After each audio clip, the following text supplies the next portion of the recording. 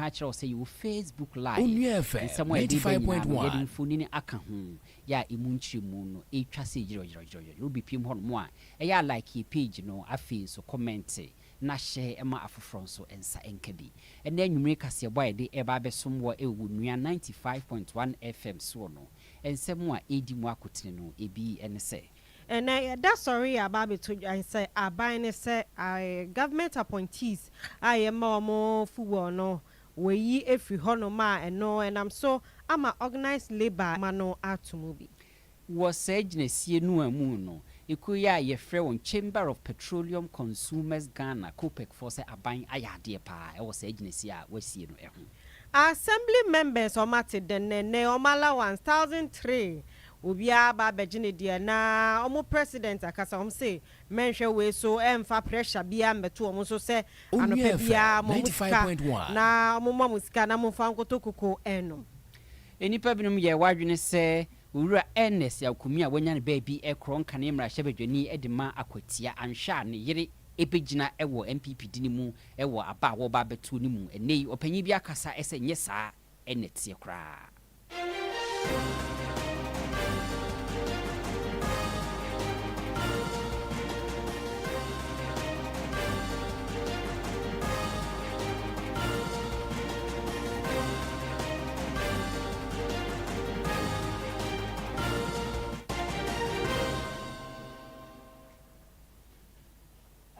For a brass sense of you, one Cassano, ye did a friend, ye PD, a song war. Ye Kai was a Facebook, ye that's so light, and you know, a yabra kind of point said the yak, one of the 8 not each of you now. Onua FM 95.1.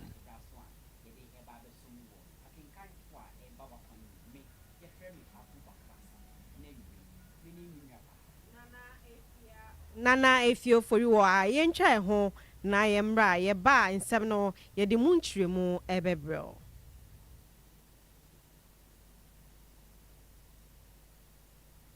Ago it is some defikua edumekuo nchen emmamo ye de kwa mixture baaye mujitu mu kama afa ye de foforo ba kwa plus mixture and a kwa empty mixture kwa mixture eboa ama onipedua nya hoden no na kwa plus mixture nso eboa immune system fa kwa mixture and kwa plus mixture fa boa wapomoden.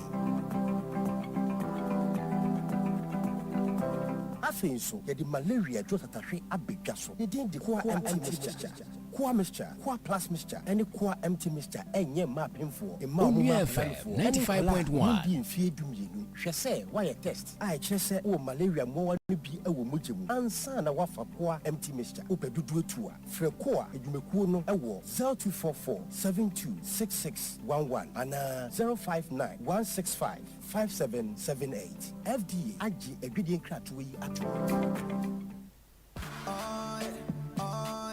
EcoBank Mobile to make me say, oh yeah.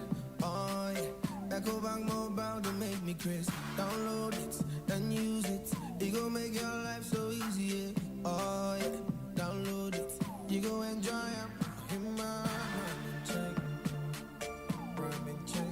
in my prime check. Come make a download them for you. Cause you can pay bills, you can buy credit, you can pay school fees, even just tight with the Apple. Onua FM 95.1.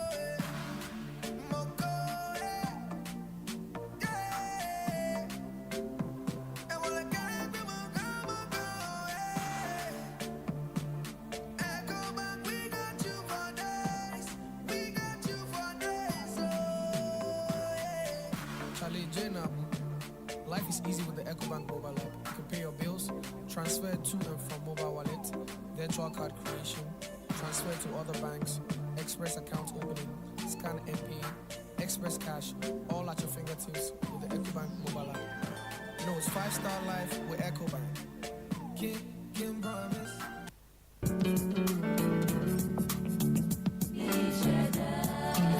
Wenu mato, wote paiwo, wonwa shiana. Yentem kwa ya umoja na ebetumia ya malaria, na sa ya malaria nsukia, 95.1. yentem kope Global Herbal Mixture nebeto na se one time Global Herbal Mixture malaria do tatahwe pa se wonu medroi enanson na se wo ho antowo a ko na ko hu doctor hyene nso se wo be ye omoja mo hwehwemu se wo malaria ansa na wanum Global Herbal Mixture se wo be droi bi ato a ko drugstore ana licensed chemical store bi e ben wo na wo be nya bi ato se wo nya nchechemu e kon kan a frɛ 0245 777752 ana 0502 006714 edroi enya ma penfo abata ye wo manofo ene nkoda wonni mfie no Global Herbal Mixture na waje so one time quick FDA agidwede nkato yato Ewie yensama ye ho akwaba enfambra Onua 95.1 FM so yemfa kasie inchemo embra na da sorry ya na Ghana mampanyi John Dramani Mahama His Excellency Eddie Abase a free neko government appointees wa aban na fa wo ye aban no ejuma fuwa ye de ma no ade o matete so na se ye free ho no mokra na che se wa wo beto fuwo na eno na ne ye bisa se fuwo no ye nim so mu de ye ejuma nti eno no o ma de o musika na e ba beto e de akwakọ ye ejuma na se ni egu akire no ena mampanyi eka eba ye nkofo dodo na akasa fa ho na organized labor nso asenwe omo de omanu atum na che se omesomu e wa asopem omo de ato aban no enim se wonfa mra bi embra se na be ya sesa de we ebetimi aye adwuma sa aban efiri so kora aban aka no so eba ombaba aba abedi su bi yenti nsema organized labor 95.1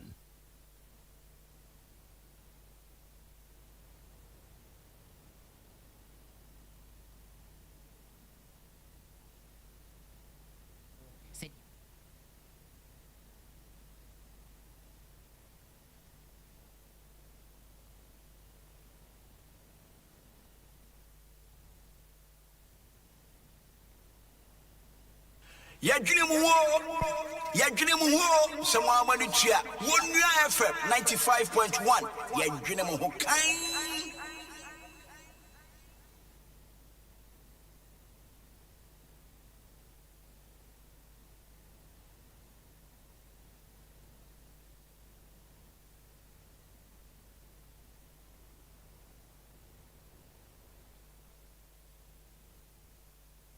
Onua FM 95.1 Ewe momfa nche yen ni mfidie na ye adwuma ni TV bisa na mwenya ye ho abotre na che se organized labor asem no we so mu yie pa abu ose aban no emfa nhihye mra onye nemra ne so se na ba ya aban we ni ho kra na aban ya besan aba no won so oba bedi su pepepe begiri se ne kwan mu ano ene se unse we eye aginesi bia eye foforo afi na aban de aba se aban ni manuma ministers for appointees ahodu nyina no sika enkane ne nka eye allowance ni ade fuel ye de kotofa ngo ye de faha ye de sine ha no Mwampani John Dramani Mahama se won pese Ghana mai beboka na wo pese ntimi bo wo mai ni sika ho ban ni ade ntimi ni we twa sa allowance mu Onua FM 95.1 organized labor ede eba no a eno nso di ka editie won wasem ne se eya ade papa na emum se yamfa emre bi ante akira anhwa na se aban we kɔ na se foforo ba aba be hwiguada na anhwa yi bitwam na emfaso bia emaso enti organized labor mpanifo se yemfa legislation entato eche sa aba be ya ade a eda hɔ a aban ye bebe bia no bitimi ediso na aboa me yetimi enye sika eya sempa na enye omunko na akasabu hifo biom so na sasen we o makasa fa ho se we organized labor fi ho no mu a on se akachi a won so wo hwe fan o petrol ho nsem so a ye free one chamber of petroleum consumers ye ta etwa won tia won dini no efe no Kupek nso akasa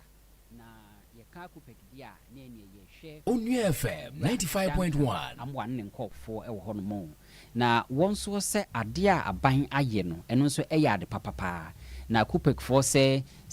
obu enkompo na se wodi ani di ekiri se aban se waba na ene wo ba bebo Ghana manfo sika ho ban dia na ene se aginesi a wasi se fuel allowances ne saa ne menyina wetwa mu no ne kwan so a Copec forces say ubu enkompot na asese a sika twitwidie ya wo my Ghana yensa betimi aka sika na nkede toto saa alawa fuel ne ade no se aban eye fi hono mu a afi bia no Copec force wotena se bu enkompa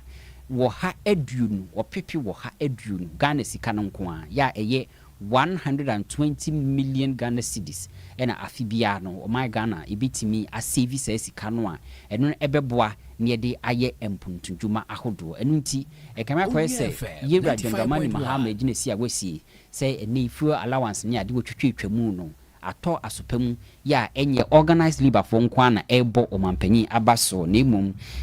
Copec for enso akan bi e de atoso ese eye ejinesipa ya ehu behia pa se aban enko aban emra no yebitimi ahyemu kena yo yenso aso na aba betoja say Himan Islamic Basic School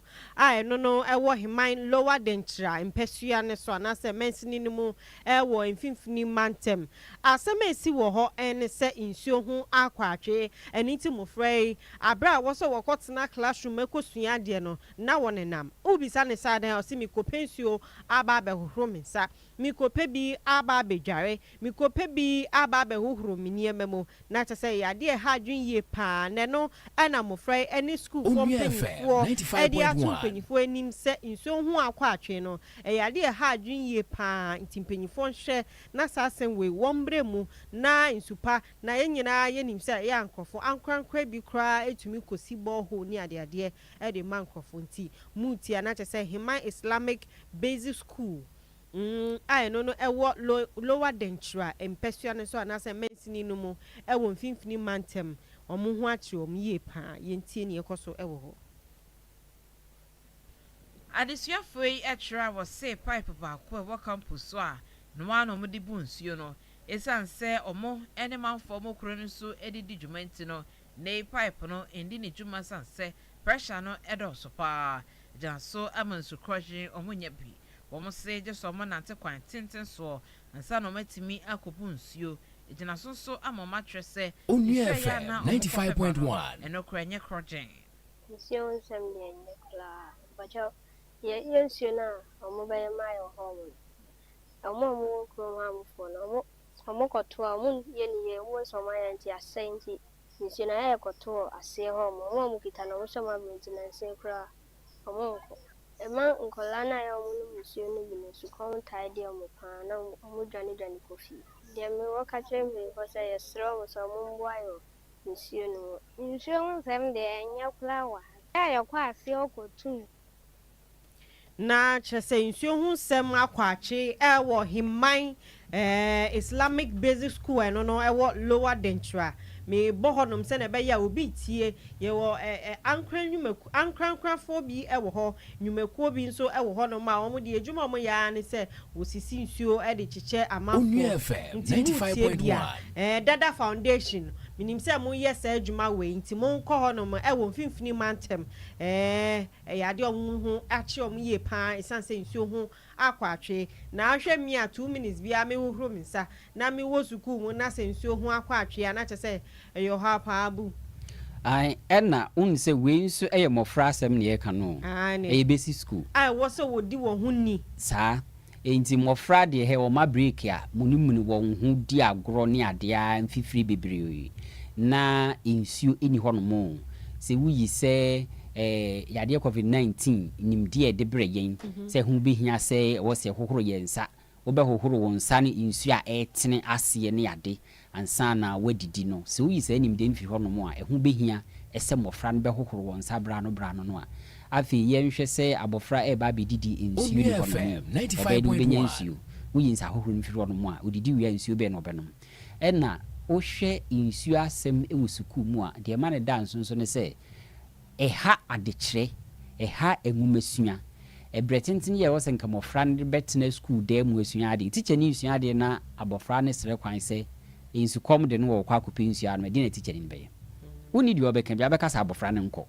enti wonko no ebetimi nso ama emofra won pe school de mu atena esua ade no won so de insu a eni ho no mo no ebe ye excuse enti contact hours bre was mo friend te classroom no waka jo so kwa kupa insu anom abofra ni pia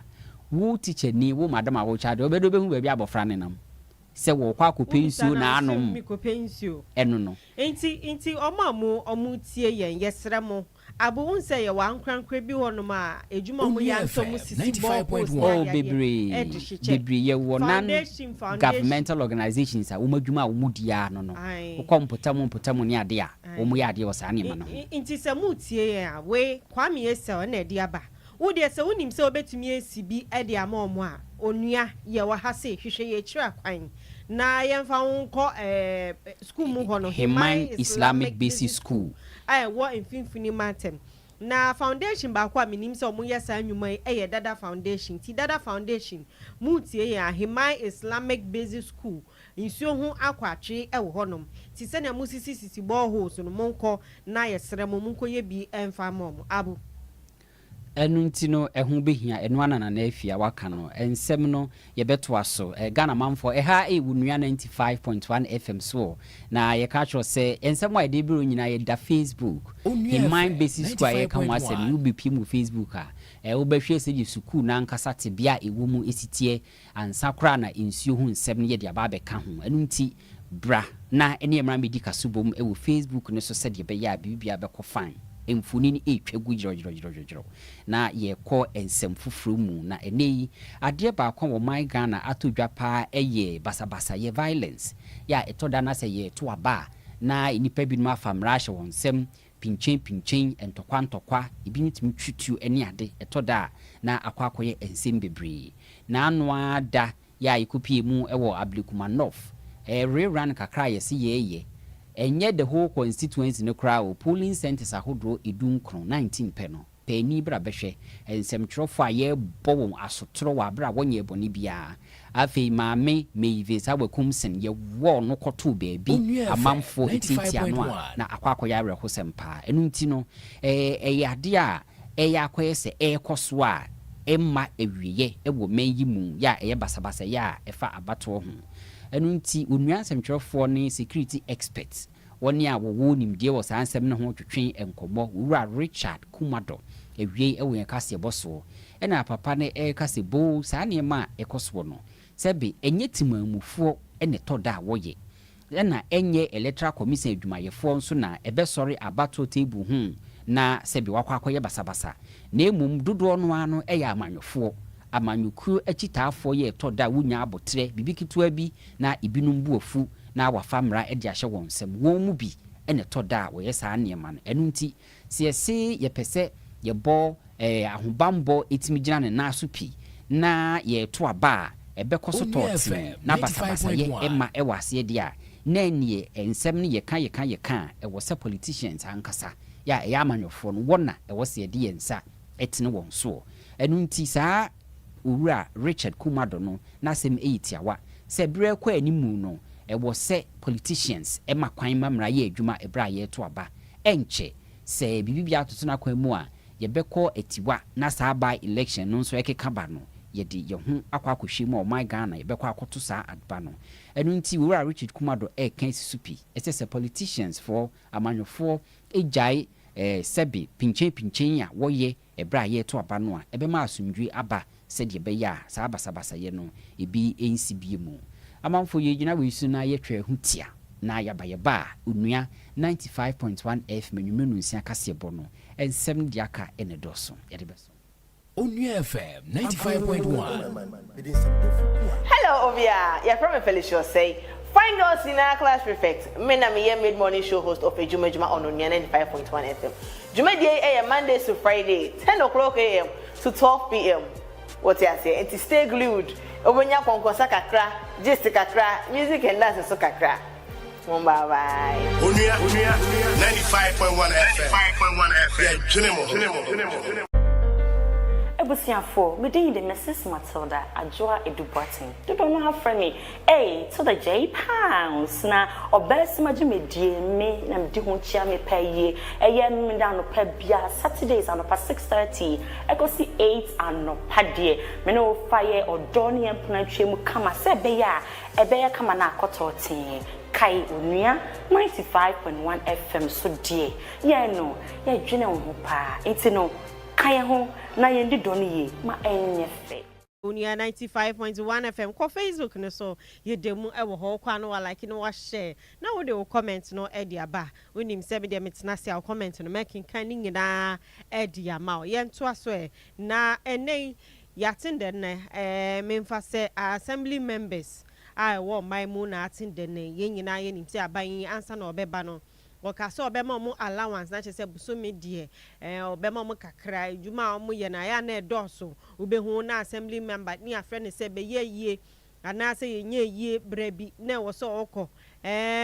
obi nse ebu na okobi obi si etu na okobi ni nyina mu sika no mu de yesa ne ya aya na etore bia na emu aye din e de amom na ban ahye ne bosho share no wedi so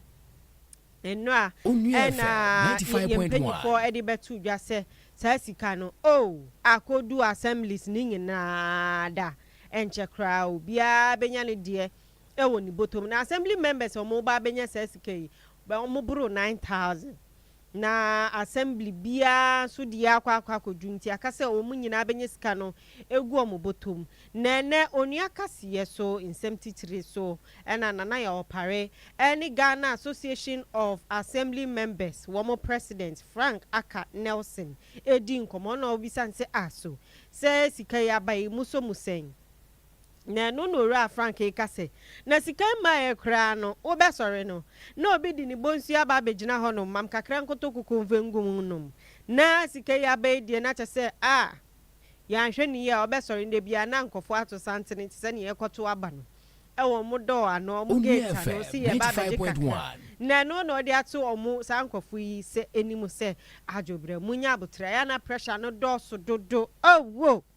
aya munya butere na sika no kra nya sika kese o ye ni sodie na so nya sika kese bia ejuma na ne de ba ba yenti yesremo sa pressure na mode to yenso no assembly members enye sa sika we nti na mbe ma ye pressure bibiri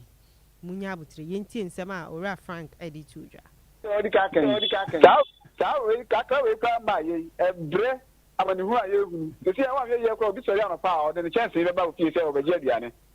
ete ye stress e mo nso be boa ye daru sa daru no ko se we enye ska bia ye betimi e de abo sabe etimi e de bobra na mbom ya de a ye de ye boa ye gba da ko ba diem ete ye stress pressure no omususu na o ma pressure no na ye so because ye nye sa de we kra no juma de no ye so ye di ye be stress Onua FM 95.1 pressure mo de be ba challenges no be face be break ba ne kura mu why president said the assembly members see the next election e be komu a yebeko akwakoto aba no ohwe competition asen na ebeko de afa sabra dodo na hu se alawa kakra eba ma assembly members yi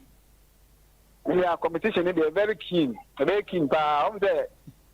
yebeto aba ye sisi na ye woso no yebeto aba no na amanfo bi di ase o jin say ye se yebetu assembly members ka nti ma abato mu eye di ye pa na sisi na sa allowance esa aba ubi be senya motorbike asa ka ho amanfo bi wa o ba bom tim person nto de o ma me review o ate se ba beji scan o ba beji nti e be sere nti se be ya kini contested na bom simemfo na ye to aba eyi am obi se o mesi o ma na mo assembly no o mo hwe nipaku ni pasu a ye to aba ma na o be boa because obi a ye nyina ye ne ma fo na teo na nipa ye to aba ma na o be boa ye hwe se nipa na eduru a ye nto aba ma nipa na ma ye hwe se obi a o pe bi edi na what is a year country over the Pedian, Yanshin, Webway, let us name to about Informasanko. Ora Frank Aka Nelson, and I was in kind of a president at the Ghana Association of Assembly Members of Sisikano, a woman say Abadian, and so Omudi Baba Yejuma, say Oko baby, or the better for a Gunimoto mo Ediaco, and yes, Mosori and any Mamka Crow, Mamka Hesakrana, Mutikra Yomoya. Nanya no kwa eno kan osanso editu dwase na sika no mu hwe ni mu se bosumi miensa de ene beba na nso mienu ene de ebaaye na ni nyina omesom na omu twense ochina ana se enche kra obi abekwa akwakoji ni sika nti eye ni gisem 95.1 Assembly member peno ko hu ebre ni hia ide allowance ye de amount assembly member no gina fa just ho now dwumadie say motorbike ade be ma wo be ye bi atom petrol gum ye from say flower dimli ko engagement bi ko ye bi a onso be ye bi ede aboa dwumadie ti akoba die ne dwumadie a obedi no na salawasi e ba be support wo na onso tun ye bi aye na okwa ben eso na ebeboa o modada dwumadie amudie ni mu me ya ebeboa bebre in the sense say yeah, some of the electric no do wa o kwa e bi wa ji se ofa moto woni moto kura na obe hai ukada di saade we nyina no se sika we betima boa ama watimi aye saade no se onam na se street bob bi she na kwa assembly na se bi ni ho na se sika we bosum na so na yetua na se Canada ho a obetima yi bi dia koto se street bob no cement ba ku bi obetimi dia boa ko bi ni ye jumedi be no mu hia cement na se endorse a obetimi ai fi upemu na so yi se sika ni bi sika ni ye wo na ye dia ma se onfa enhwe sedo ebeya udwumadie betimi akoso nti ekwa akoso a obeyisu se sika na eso aba faso ama omo to aba ma no ifi se sa bomi na sika no ebe nti beboa bebre osisika no ebeboa bebre o hwe ni mu se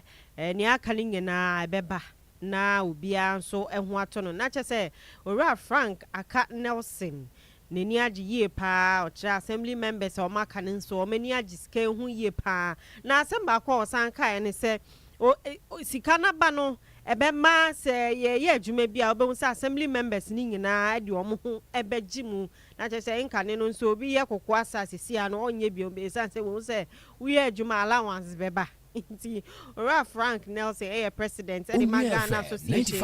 of Assembly Members abu Afia ohusa policy we one of the best assembly members are ma almost as typing no even though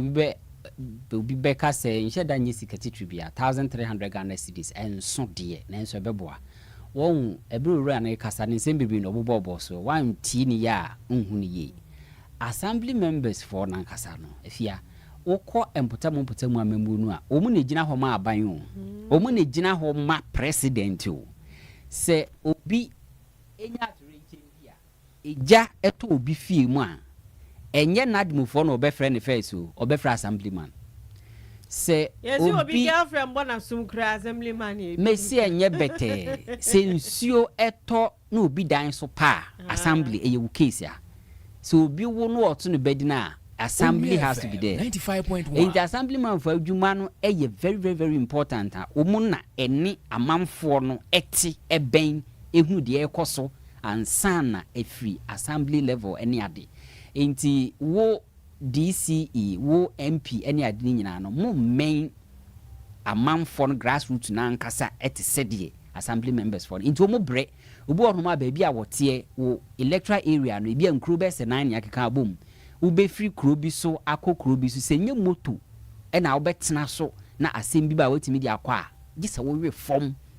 enya asem ketwa in the surface of all moto na yachecha ama wo mu no very good e na say sika kakra we ya aban person de ma wo mu so very good wo hwa na initially nenka aban pese wo ye no te say 3 months ye ka bomu a nenka aba but pay the disbursement na Yira Ahmed Ibrahim dia tujan for now but inyankoto assembly members for no account as we speak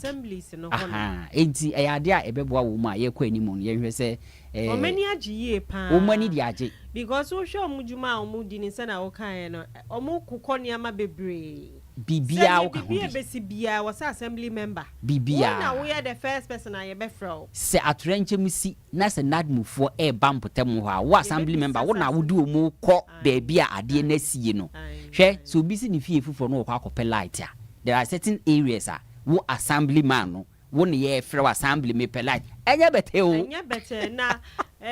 enya bete min kasa ma aban no nanso yembo aban no abaso anopa we miti omo na che so mani agi ye pa omo wo aban sene ebi wo ayi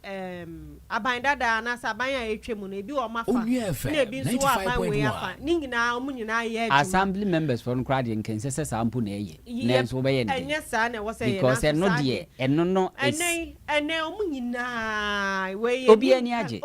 age yenim palette yenim say green yeni blue omunyina ani age enti na chese nhwehwe aban ne beba beboa obia no eye ni gisem ti omesom omesom e wa super mu hwe ni mu se ni aka no so na di hia ne se sika no enye se ye de bosumi mienu aba be ya danko daada adwe na afi betumri bi ates assembly ma fa to ho agumantene so ya lawa ma eno ye mpese ye betie Ghana for mpanimfo de aha ye nche ho nti aba ye manakwa aba ye bo aban aba so na emu ento ato aso bosome ne so ya emra ntentem se de be ya assembly so benya kwan de atwitwa no ho yo Ghana manfo mugusu etie Onua 95.1 FM menu sia kase bo ya ka cho say Facebook no ye daso live and clear ubepi mu hono mo a emfunini egu nsem a ye kenyina so a ye de esom wo se de be ya wonso behu de ekro unya bepiem Facebook no so a ya like page no na afi comment onsem fate ho ebreso ebekenkan edi amawo na afi nso share ema afoforo nso enya bi na afi wuhu de ekro ye ko ensem fifuru mu a encheye ena no da manfo a ewo akotia anti asempa wo mra hye bedwani wura Ernest Yakumida ya yesi wansori ama ehun sem no akwakoya areho sempa na Ghana harmon no ebre kakra ni ekamia koyese se obema anaso krase mra hye bedwani bi free mu a na afi amanyukuofo no apekwan bi so ama ne yere ababisi na nan ena no Madam Lydia Alhassan ya waso West Wogoni bisi hono mo eni ade a enunti sabri ya yira Ernest Yakumi enya ne ba bi kro no ababe ye huhu pa enye huhu keke amanfo binom edi mfonini ya eye wura Ernest Kumi no ankasa yire edi ne picture atoso achorotro ne ma bibire aguso the MPP kales aka ho ene nam social media no so de ekoso ne se wo se mahame no wono ena MPP 4% wujina nikunu anaimu se de be ya abato no se nyankopon boa na ebreso na electoral commission se yenkonkoye by election ewa akotia ma mene na eba bigine mu ewo MPP tini mu neno ena ene Onua kasebo ye pe ensem enchiri mu ye pe ensem nyina so nti no ye bo edi pin opanyi ba ko okopie mu ewo puye mantem Eastern region mu a wono ene ye chairman ewo ehono mu Onua FM 95.1 say anyimbia sansem a ekoso ewo social media ne ade no enu kro bi wo mu ana se MPP amanyuku ma aye krado se wo bema wura Ernest Kumejire ena egina se by election ne breso asa anete ana ena opanyin se nye sa anete kra na enrada wono ankasa kra hye dabo anamon ekochia ebusuafo ne ade na maame no ankasa enu mutugu kunini no se wono ankasa kra no brofo kasa wose wonye interested won cast wo peso obeye mrahye bedwani bia enunti amamfo ntumuna emfunu na ene na montene so ne ade no enya ade a ifire busuafo ho no mo enya ade no kure bia etai echiri enunti okopiem ho no mo a wura Kofi Nyame wono ye chairman ewo MPP amanyuku dini mu ena wodi nchirimu eba sense nwene na social media so huhuhu ese wukunani no peso obeye mrahye bedwani bedi ni kuna ade ne ade wo senye sa neti 95.1 ma menen ka se waye krado se oba bigina ewo saa by election ebeye no emu no no ankasa kra no enye no ene wo dwene hu sisi kra abu media se kwende ho ankonko onko no nkopre ewumze ni kuna atodie but onko there was a ma bibi say be ma no na ba ya nka obekwa akugina na yato ne so aba ejina onipa kro no ankasa de wo hwehwe se nyu bia na epese obeye amanyesem ena enyu bia nso na epese okotena mracha bebe fie se wo hye minim sa ba sani yebo ehu de ro se ma e ba amanyesem a ma dodo na mfa wo hunji mu no me de minya ya nka mame kona ko gina ne ento so aba na wonso mracha bebe fie no ko ho no bi Onua FM 95.1 na emu chairman Kofi Nyame se yenka njire Ghana mamfo wo MPP amanyuku di mu se enya okwa enye hwe nenso wo so onye interested sese eno no ebreso na se ye ko ho no mo yesu manze njrofo mo ko no mo a na afi adi gronti amamene se ono ankasa nani nye ho no na afi sa nchiri mu no yensa aka se die wo se die na social media so mfunni no se bi emfiri ne ho aha a very important say obetimi amana ayekle nti obetimi afa say die nsehwe say biasi pen ebiasi pen nya de foforo nanso ka hunu say unipa bia nkone ne botaye e wa asase we sei so ahe enti sanity yentwa nsem ne so na aban edi abegyekuo bi aba na se wate abegyekuo bi na sa abegyekuo yi omo ana mo hwe ye nsem so ne nhihye aban edi abadada no senia ye befa so akire mofre ya de ewo nsuku na swafo a wo hwe ehumesua nsem so nene odi atu sa abegyekuo yi enim se wonhwe na curriculum no wonye nsesan bi ewo mu ni nyina ne se wonfa artificial intelligence ye fa be fo kwan so eni fidie so ahihye niama na ye niama bebre no wonfa emra curriculum ni mu ebi onsu coding eni robotics se ubehu se robot bi ni onye nipa de ya nwene no anase ya hihye machine bi na on nam na ye kire nse ko no ko bra no aha ye mfa ni nyina hyemu se na be ya adesuafo betumi esua okwa amanano ya no ani de kire mofra na de nti ehu behia pa se abofra kosukwa se wo hya na ye de hye nase nti endru se obenyi no na chese wehu no na swafo hwe ehu mesua nsem so ono de sansem we etudwa wo sanso kasa bi onso school pon ahodo a wo de ntetiye ema school for ewonsa no nwuma mu mekire technical students and I said technical schools no aban no eni wo mo ho yie papa technical and vocational education o se aban no eni wo mo ho yie papa obebo mo ama mo so megina o na so se na be ya ntetiye wo de ma mofra no ebedi mu ama mofra no so wo pie a wo mankasa ometumi aye niama edi amoho yentie nsem a ora Haruna Idrisu edi tudwa enwumesua so afọ kasa na edwumadi a wode eka emabunu ensa no dwuma ntete ho ensem World Youth Skills 95.1 ya ekoso ewo enkran ninkasa ye mu no se sede enei nimdie aba abefu ntintan fidie so ye hwe no artificial intelligence AI no wasimpanimfo anaskrasa aban eba behwe sede be ya eno so beboa Ghana emabunu. We have put together a curriculum review committee. I'm happy to announce that there is policy approval for the curriculum review committee in working on the pedagogical changes to include AI, coding, electronics, and robotics into the study beginning from kindergarten. So from kindergarten level to basic, pre-tertiary, we expect there is policy approval for us to introduce AI, coding, electronics, and robotics 95.1 as part of their curricula in order that we can prepare them. Rura Haruna Idrisu etoko so kaninsemu a no se enchekra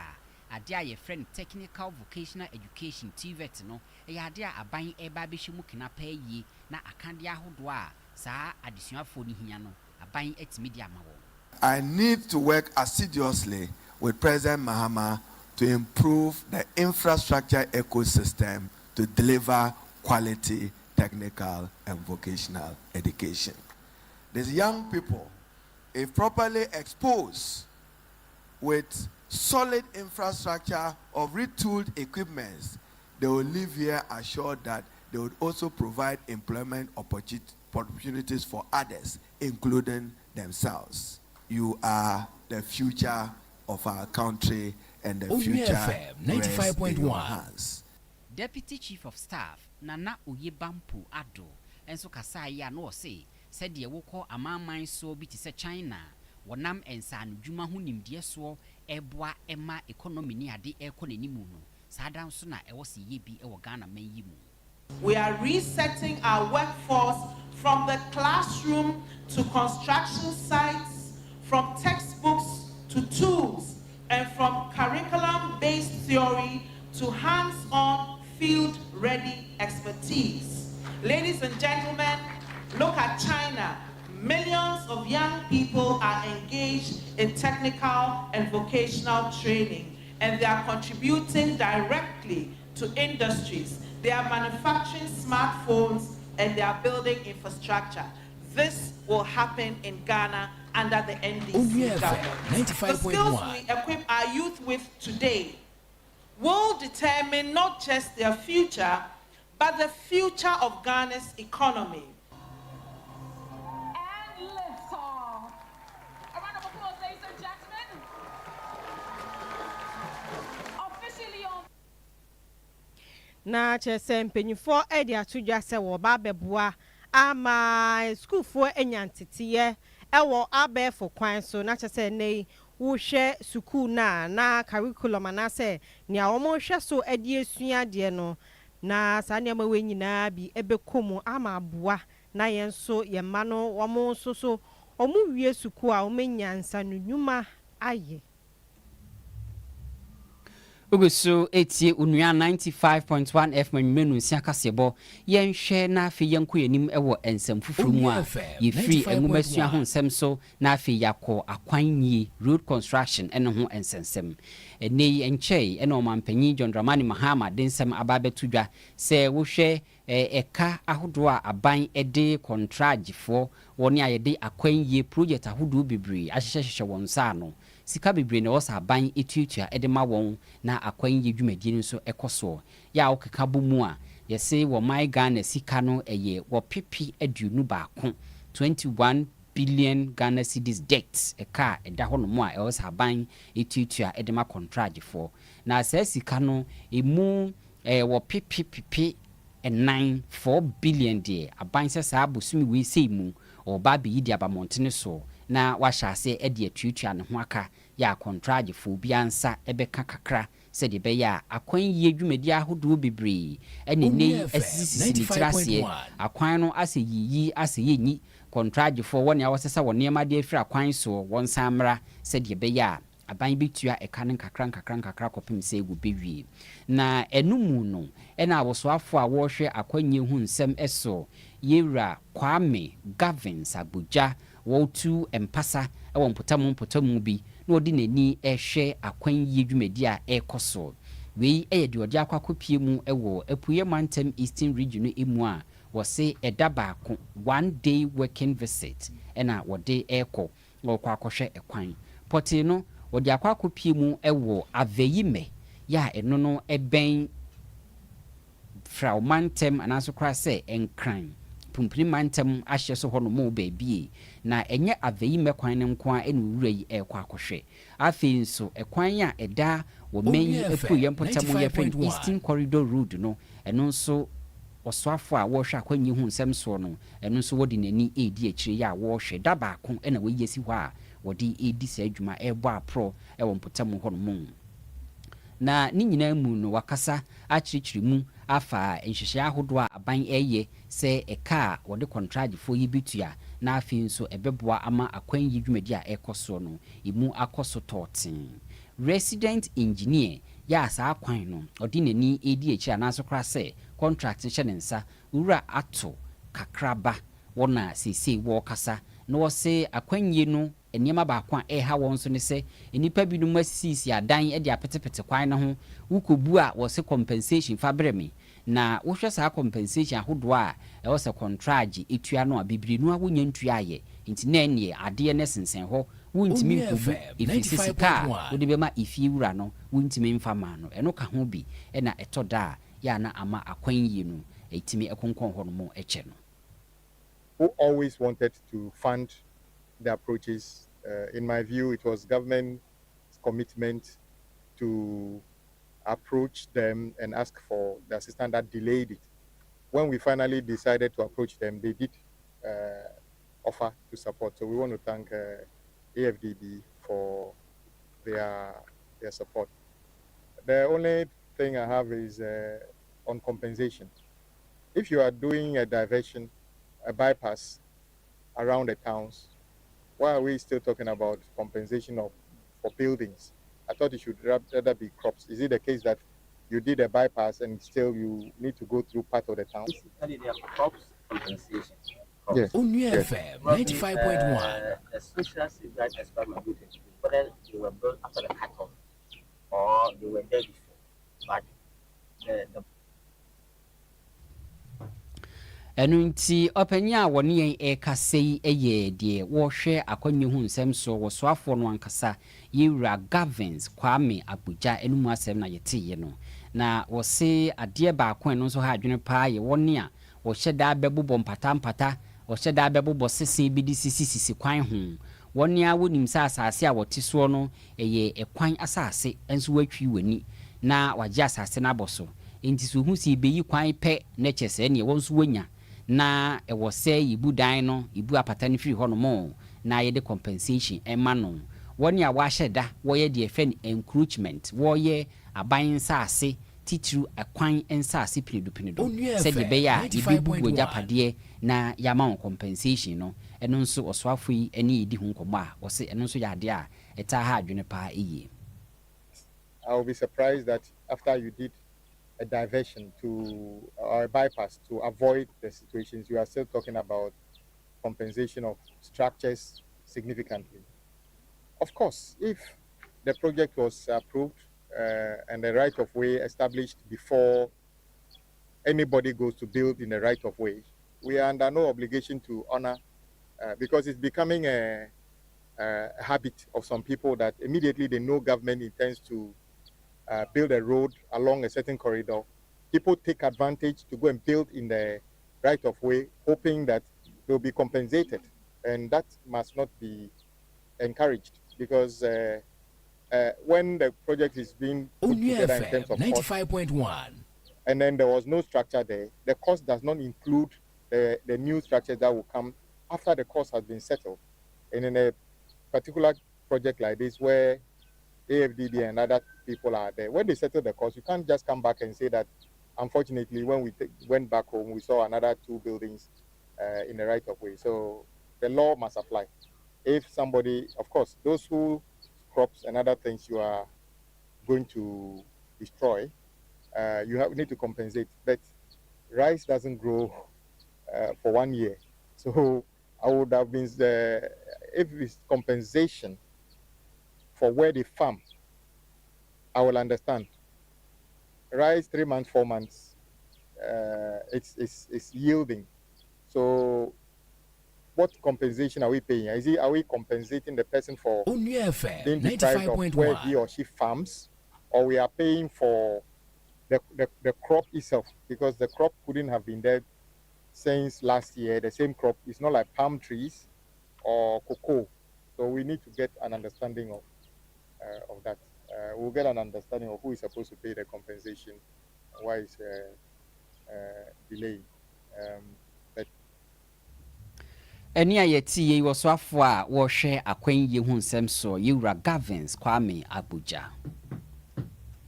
Yentoa so kan hu sɛ yɛdemu ɛwɔ Facebook hɔnom ɛnkyɛ ne akenkan wo comment no ɛde ama nti fabra na emrepemu no yenkenkan ɛmfa ma wo na yentoa so adom kuma mo wɔ mmrahye bedwefie ɛno mo kase wo kaya aban ɛbaye ɛno de tabo no atoto sɛ mo amoton aban nsase anase o man no nsase no mu nyina mu njai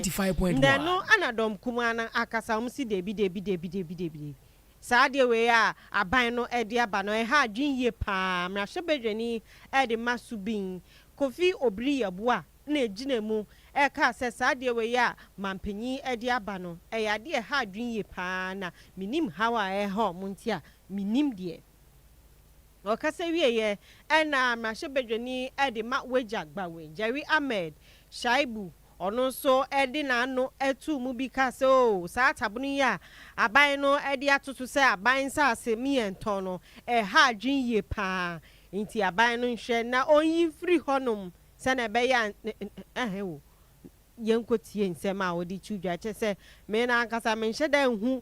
me nheda nti ase se aban sa ase aban ni se mo fatabne ye fatabono ento so na yenye mu ehwehwe na asa na yebeton asase no na yehu sa asase we die emu da ho ansa na yeton musi we ha adwen dia ne yenti nsem ni bia mu de atudwa.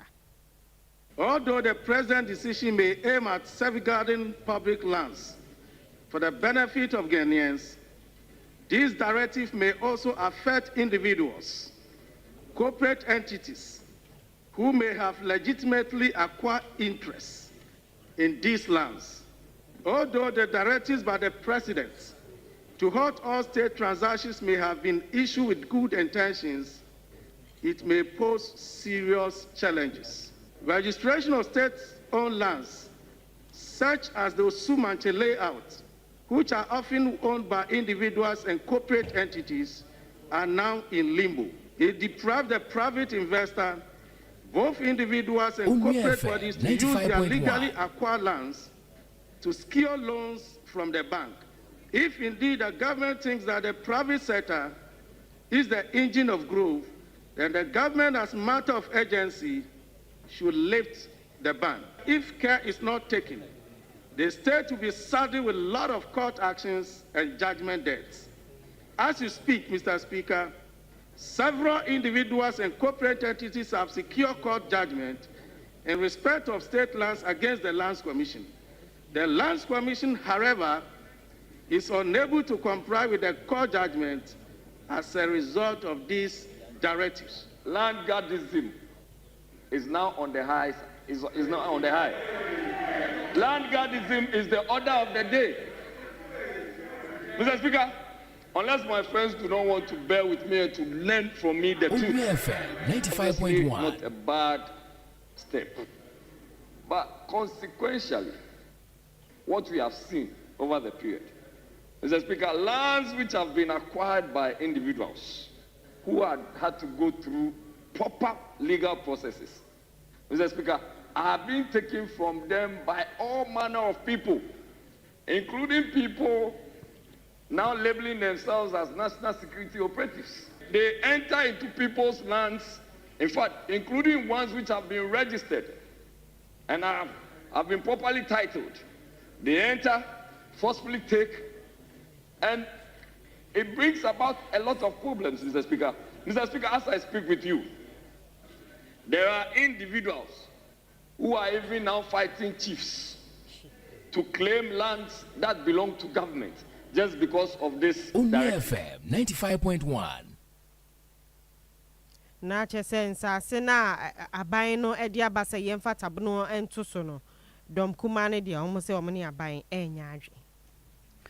we yemfa kasebone nkonko wiemu ewo MPP osona manyuku no akache na ekwan ye fa so a enei yitimi eye campaign ni ade na enam so ma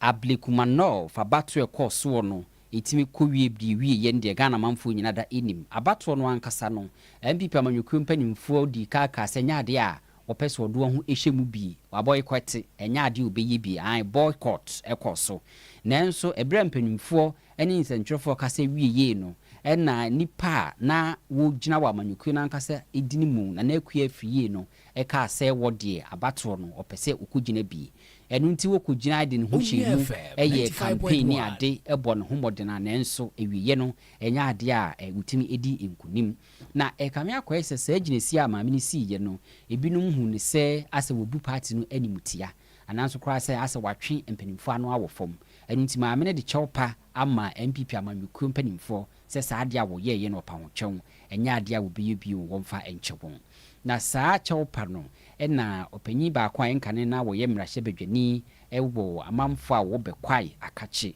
wona sisi wo ye chairman edema MPP planning committee efa saa conference a enche obeye ne ho yewra Joseph Osei Uwusu ene se maame no chewpa wo paaye no eyade a de oyeye ne ha adwene paade nanso mpanimfo agi chewpa no adiatum. We discussed the last by-elections and the conflicting signals. 95.1. I think the National Executive Committee decided that we will not contest, but the candidate went ahead and contested. So those matters were discussed. Was the apology taken? It was taken in good faith, yes. It was taken in good faith. It was just to ensure that we respect the structures of the party in future. Well, the party did not change its position on not contesting. So it doesn't matter how much. For me, this was no election. What was the turnout? What was the turnout? The circumstances showed clearly that we ought not to have contested. It was not worth it. But her decision was to contest. It's over. She has accepted she took a wrong step. She has apologized. I think she should let it. Nti opanya yete ninkan Yewra Joseph Oseiwusu wono ye dwemtenani edema MPP amanyuku committee no a wo hwe conference a enche amanyuku no beye no Yewra Joseph Oseiwusu wono ye ochiame na so kwase dwemtenani awoda no ye the way etwato na ene evangelist mama Pat Patricia Esiedua ene wakwa kopie mu ewo Amasaman High Court ni nyina ne se ye nyina ye nim se mama Pat court no ahye se onkode mu 15 years mfie no dunum ni nyina ne se wafa kwambone su bi ajeje enkofo sika wabo mu apple court no ne kan nyame ena me kan na 15 years no ena na lawyer for call se wadodo ntinka wo hwe ni mu se court no enhwan so emfa mama Pat na enei ni aba ani se no mu twen se mama Pat appeal na omokoye no ni 15 years appeal do omokoye se yinhwan so no mu hwe ni mu se court no beka ho asem na so na court no emfa da ombetna se akasa asem we ho emmaye na nanum no na lawyer for Bernard Kofi Asamo aka ho bi wo ko ese ene ese yentumi nhye da se mama Pat ni appeal no eda we ne betena se ewo ho dia na ne ye ma ni bill na nko fie kakra wa ho na won sambra na ne mama Pat akopie mu ewo Amasaman be ya na lawyer for pre edi ama no o manje antumom se hey kona kodem ye ma obia na mom nkrata mode ba baji appeal se yenhwan 15 years no so emfa mamo no mo mfa mbra ni enhwehwem na mama party nyina ye se 95.1 linsem no eye bebri ebi wo no ma ye die wie na ye de na kwakotu efiase na ebi wo so a afeni ye ba bebie na no prophet yi dia ode kwoto motene so no afeni e ba bebie aka ho asem empress gift die no so ewo honom ye de aka cho se ne ye beko bia no ye de beba abesom nti mama part ne court bail a wo mo kwa kope no court no amfa ma no abu afia de daye kosun ya eni pitri ene eti fom fanche se ye namfofo ya Facebook da bia ye no eka ebu mu ne kenkan mo nsema mo no ene de ebre no atia ye no nti yentimi enkenkan mo fa enche yen ye ne aje ebre ede donhwe ba ko kase bo besom mo no me ye frɛ me Abubakar Sarpong ene anwuri na me ni menua ba nana efia oforiwa ya mawo se wutie ye na wo hwe o Facebook 95.1 da koswa na tie onua 95.1 FM yakra